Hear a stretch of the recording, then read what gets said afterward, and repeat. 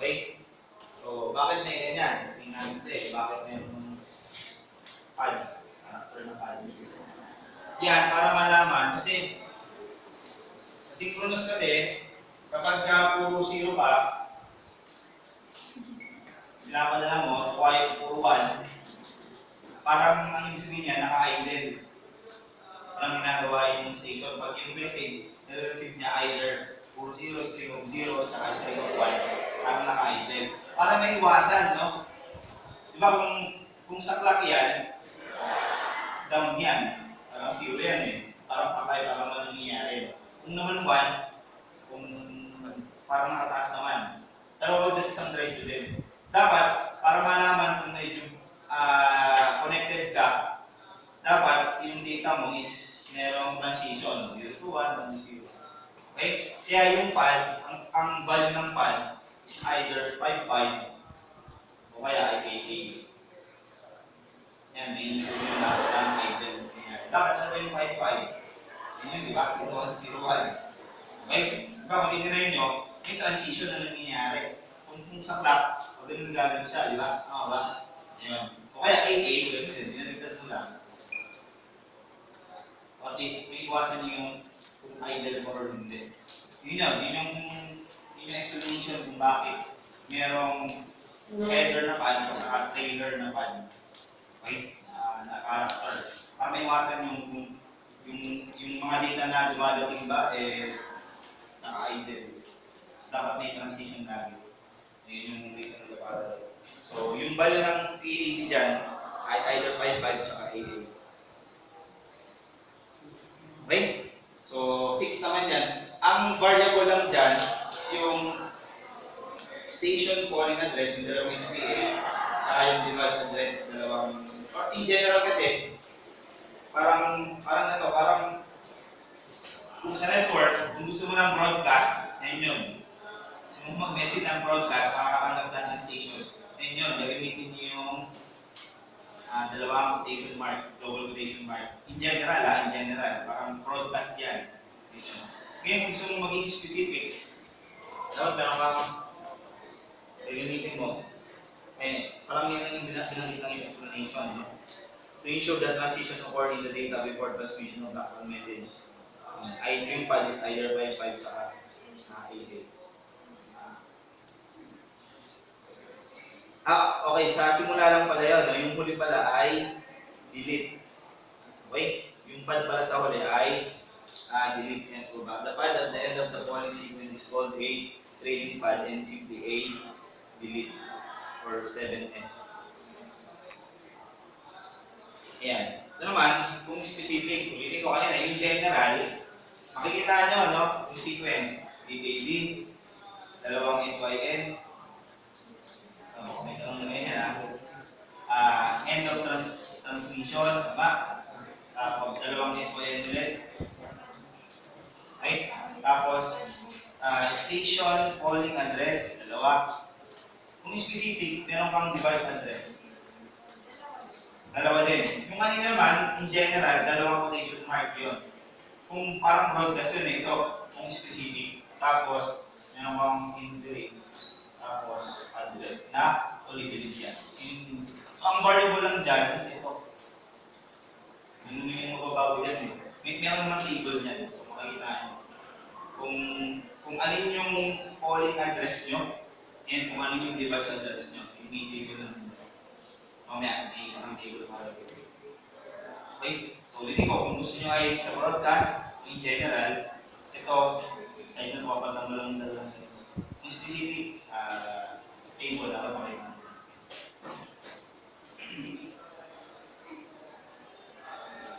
So, ganun din, no? Ito ay sa calling, sa selection.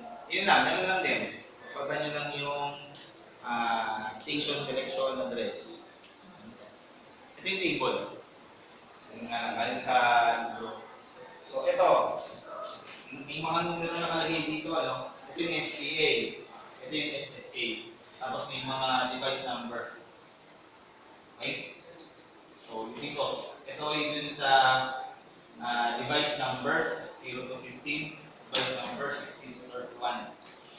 Okay? Pakamali ko kayo ha. So, hindi na diretso sana kung mapahaba yung table, ito dire-diretso sana dito. Kaya, so magkasunod ito ha, ito magkasunod ito. Tapos ito magkasunod dito. Okay? So makikita niyo naman no, kung anong SPA, tapos yung device number niya.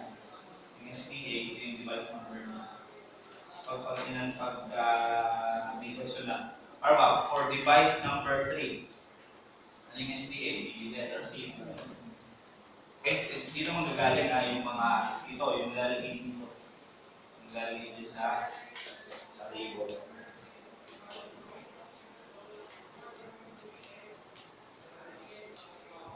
Ayan. So, some response, no? Positive response dun sa character. So, either add or even number. So, depende kung, siyempre, kung 0, even yun. Kung 1, yung number.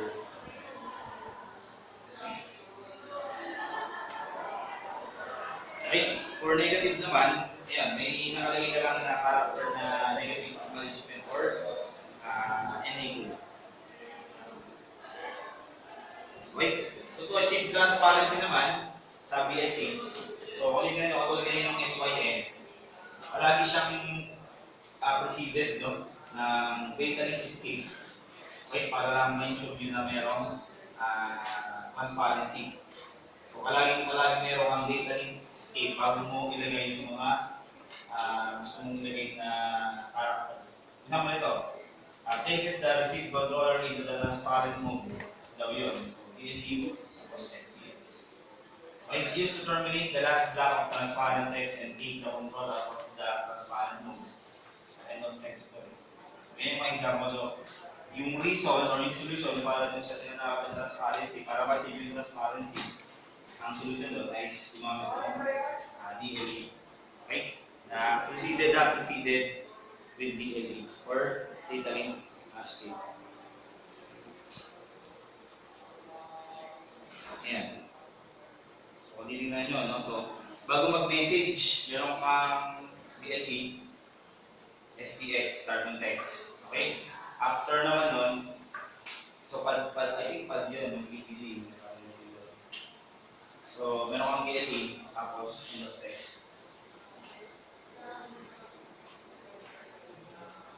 Okay? Tapos, ano ba yung itsura ng frame, yung SDLC or yung synchronous data link control? Yan yung itsura ng frame niya, no? So, meron kang dalawang flag field, tapos meron pa itong combination na ginagamit sa flag field. Meron beginning, meron ending. Yung first, bukod yung ending ay yung beginning flag niya, bukod yung ending flag niya. Okay? Tapos yung meron ganun na, meron ganun, bukod. Bukod yung, iba yung beginning flag. Kasi, ano ba yung sinasabi? So, bawal yung frame, no? Dalawa yung frame, pagkasunod. Diba? So, dito is merong beginning flag. Diba? So, ito ay frame number 1, yung frame number 2. Ito ay merong ending flag. Diba? Dito ay merong beginning flag. Ito ay merong ending flag. Itong una na situation na to, magkabukod talaga yung, kung dalawa magkasunod, talagang magkabukod yung beginning at yung ending, yung beginning mag-ending.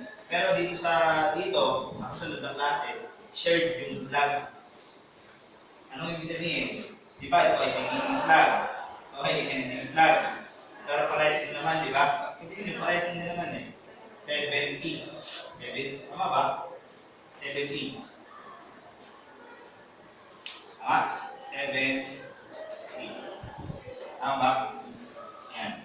So, parehas naman 7E. So, sa shared flag, yung ending ng frame number 1, yun na rin yung beginning nung frame number 2. Kasi parehas naman 7E.